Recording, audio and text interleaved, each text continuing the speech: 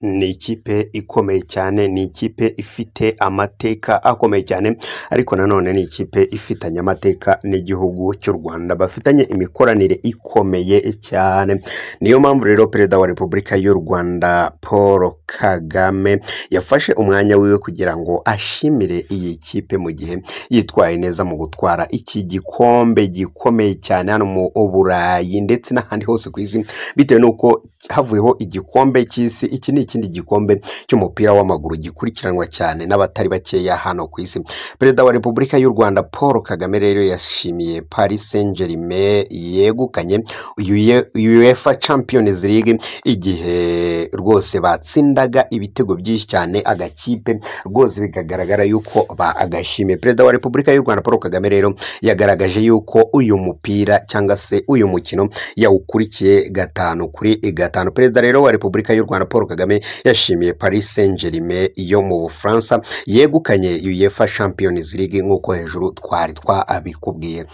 Nk'uko rero twabikubwiye, iki gikombe cya UEFA Champions League kiri mu bimwe mu bikomeye cyane, ariko nanone icyatumye umukuru w'igihugu ajya ku mbuga nkoranyambaga agashimira iyi kipe n'ubufatanye iyi kipe ifitanye n'u Rwanda kuva kera, dore yuko ubu bufatanye bwatangiye muri 2018.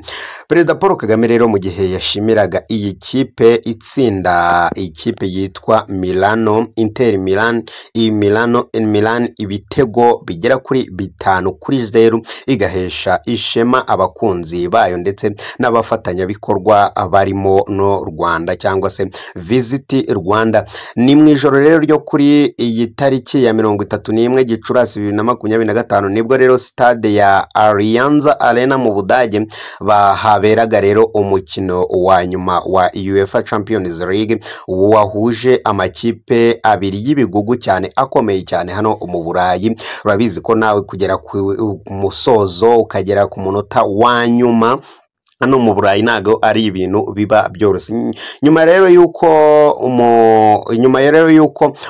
umukino urangira, Perezida Kagame yagiye yifashishije urubuga nkoranyambaga rwa X rwahoze rwitwa Twitter kera, ashimira iyi kipe yo mu Bufaransa yatangiye rero gukorana na Visit Rwanda muri 2019. Ati rero mwakoze cyane PSG, mbega umukino kureba warunejeje, mwateye ishema abafana banyu ndetse n'abafatanyabikorwa banyu.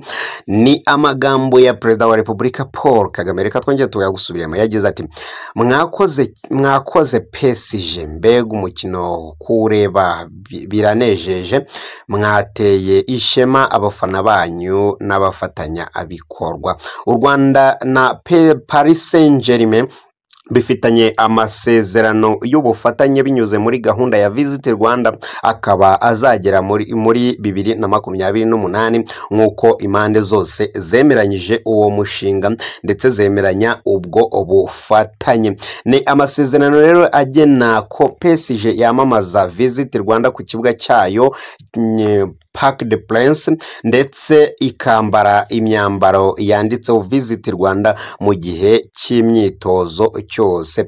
Ni amasezerano rero akomeye cyane, Visit Rwanda irimo na Paris Saint-Germain ndetse n'andi makipe akomeye cyane. Bantu benshi rero bakomeza kwibaza, ubundi Visit Rwanda imaze iki? Ese ni ibihe bindi bigo bifitanye aya masezerano na Visit Rwanda? Ubundi yashyizweho nande, ryari, guhera iki?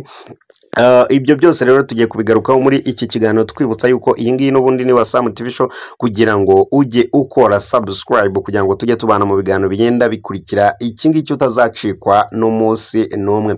Visit Rwanda rero ni gahunda yashyizweho na Rwanda Development Board cyangwa se RDB mu rwego rwo guteza imbere ubukerarugendo no kumenyekanisha isura nziza y'igihugu cy'u Rwanda ku rwego mpuzamahanga. Iyi gahunda rero yatangiye kumenyekana cyane binyuze mu bufatanye n'amakipe agiye akomakomeye yo ku mugabane w'Uburayi akomeye mu mikino igiye itandukanye. Ubukerarugendo rero nyuma yaho bwariyongeye ndetse n'iterambere n'imibereho myiza y'abaturage ikagenda itera imbere. Amateka ya Visit Rwanda ubundi yatangiye muri 2018 igamije kumenyekanisha n'ubundi isura nziza y'igihugu nk'uko twabikubwiye, kandi ubukangurambaga bwagutse ku bakerarugendo ndetse n'abandi bose bifuza kuba bashora imari mu Rwanda. Iyi gahunda rero yagaragaye cyane ku myambaro y'amakipe akomakomeye y'umupira w'amaguru nka Paris Saint-Germain ndetse na Arsenal. Arsenal by'umwihariko bizwi yuko Perezida wa Repubulika y'u Rwanda Paul Kagame ariyo kipe yiwe, ariyo kipe afana i Burayi. Naho iyi ngiyi Paris Saint-Germain nuko nyine n'ubundi ifitanye n'u Rwanda amateka. Rero ngibi byo kugaragaza isura umuco w'abanyarwanda kugira ngo bitere imbere ndetse n'ubukerarugendo bwiyongere. Abafatanyabikorwa rero ni abahe wavuga muri Visit Rwanda? Uwa mbere, umufatanyabikorwa wa mbere nk'uko twabikubwiye ni uwitwa Arsenal FC. Iyo ni ikipe n'ubundi yo mu gihugu cy'Ubwongereza ifitanye amasezerano n'u Rwanda kuva muri 2018, aho rero abakinnyi b'iyi kipe basuye u Rwanda kandi abatoza b'iyi kipe bagatanga amahugurwa ku batoza b'abanyarwanda. Bigaragara yuko rero ubufatanye buhari. Ikipe ya kabiri ni yitwa Paris Saint-Germain, n'ubundi iyi ngiyi yo mu Bufaransa. Murabizi yuko ni nayo twagarukagaho muri iki kiganiro. Ubufatanye rero bwatangiye muri 2019 bukaba bwarongerewe kugera muri 2028. PSG rero ifasha mu kumenyekanisha u Rwanda nk'ahantu nyaburanga ndetse hanashinzwe ishuri rikomeye cyane rya PSG Academy mu Rwanda, ryamaze gufasha abana bagera muri 400 mu kumenya neza gukina umupira. Kandi hari Atletico Madrid, niyo muri Espagne. Muri 2025 Visit Rwanda yabaye umufatanyabikorwa wa mbere wa Afurika w'ikipe ikipe yo muri Espagne, aho rero izagaragara ku myambaro y'imyitozo y'amakipe y'abagabo ndetse n'abagore kugeza muri 2028. Basketball Africa League cyangwa se BAL, ubufatanye rero bugamije guteza imbere u Rwanda nk'ahantu h'imikino n'ubukerarugendo bushingiye ku mikino. Iyi rero uyu akaba ari undi mufatanyabikorwa. Hari n'undi mufatanyabikorwa witwa Starbucks.